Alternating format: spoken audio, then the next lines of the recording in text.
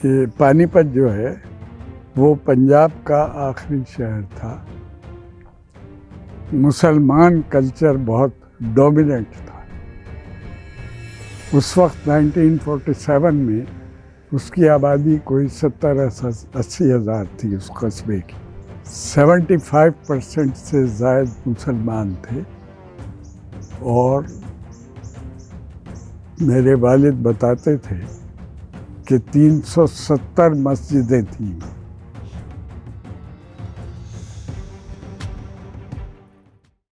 अच्छा डॉक्टर साहब, ये ज़रा बताइएगा कि आप ज़ाहिर है आप जिस एज में पाकिस्तान आए तो उस वक्त आपको ज़ाहिर है पूरी तरह होश था। तो उस ज़माने में आपका बचपन वहाँ पानीपत में कैसा गुजरा और लोग वहाँ की मुआशरत क्या थी, लोग कैसे थे?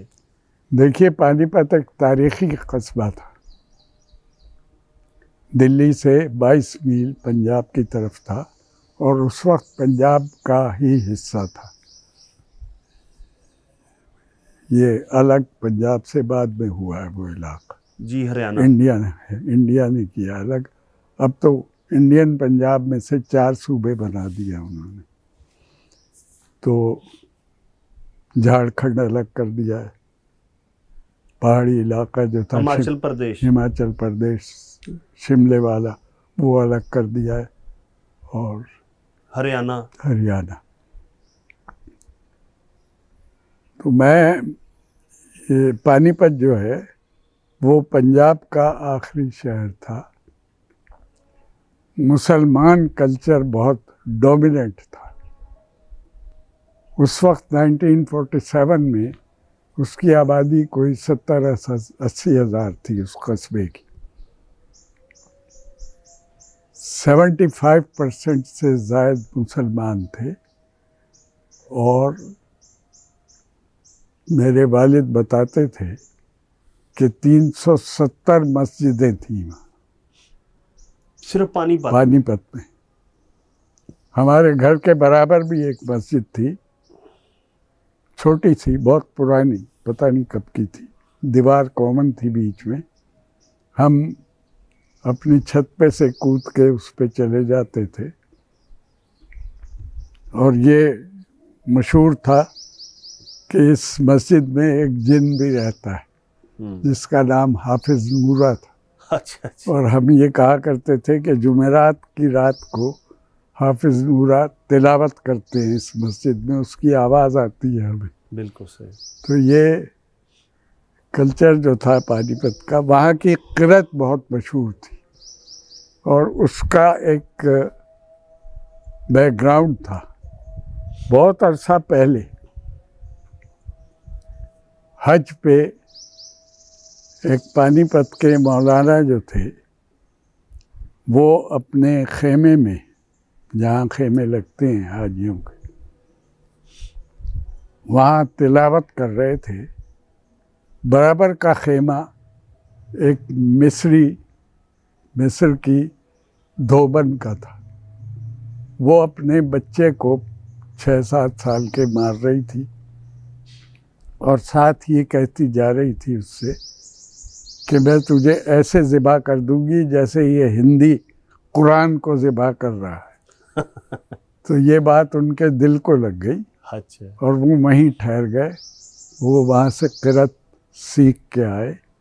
वो क़िरत पानीपत में राइज थी और मैंने वो क़िरत, बहुत खूबसूरत क़िरत है, अपनी वालदा के चेलुम पे सुनी है। कुछ लोग आए थे झंग से, क्योंकि पानीपत के बहुत रिफ्यूजीज़ जो हैं वो झंग में आबाद हुए थे। तो मेरी वालदा के चेलुम पे वहाँ से बहुत लोग आए थे। उनकी क़िरत मैंने सुनी, बहुत लाजवाब क़िरत है। तो जो मजहबी हम आहंगी थी वो कैसी थी वहाँ पानीपत? बहुत अच्छी थी, बहुत अच्छी थी। लोगों का एक दूसरे के घरों में आना जाना था? हाँ, मोहल्ले अलग अलग थे। जी जी। हिंदुओं के मोहल्ले अलग था, सिख वहाँ नहीं थे। हिंदू मोहल्ले अलग थे, मुसलमानों के मोहल्ले अलग थे। तो आप वहाँ कोई एजुकेशन आपने हासिल की उस ज़माने में? मैं 4th जमात का इम्तिहान देना चाह रहा था जब पार्टीशन हुआ।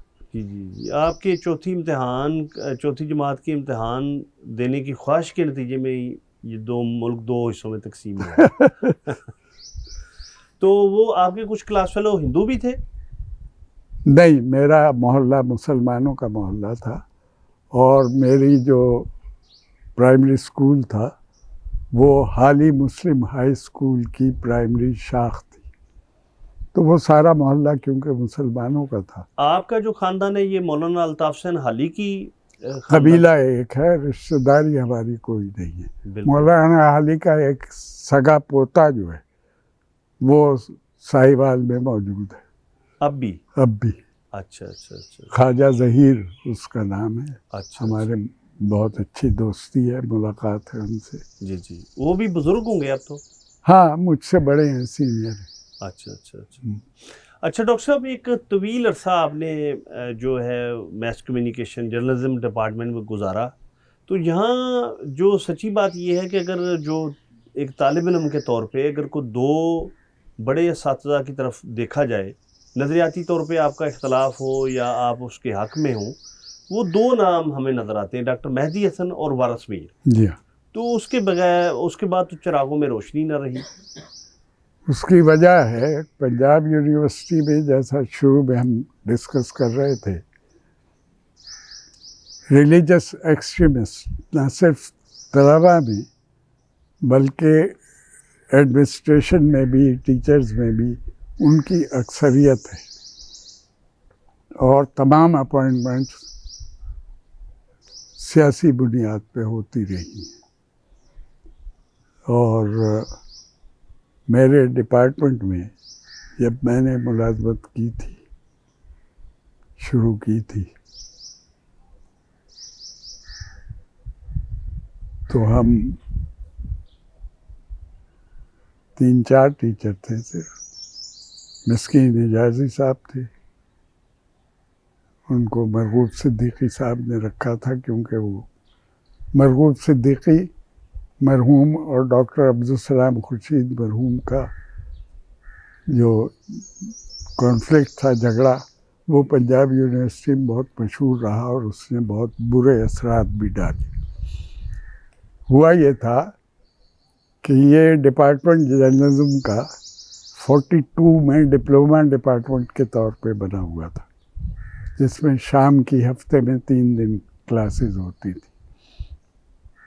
59 में जब हम अमेरिका की क्लाइंट स्टेट थे पाकिस्तान, एशिया फाउंडेशन के ताउन से, उनकी मदद से इसको मास्टर्स डिपार्टमेंट में तब्दील किया गया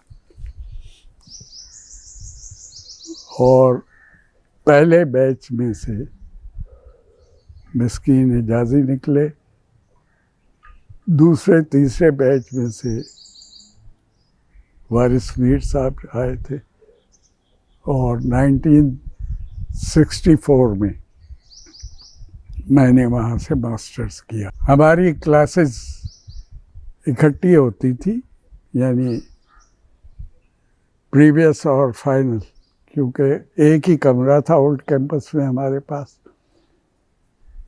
तो कंबाइंड क्लासेस में 8-9 स्टूडेंट हुआ करते थे एक क्लास में। तो कंबाइंड क्लासेस मरगूब सिद्दीकी और अब्दुल सलाम खुर्शीद लेते थे।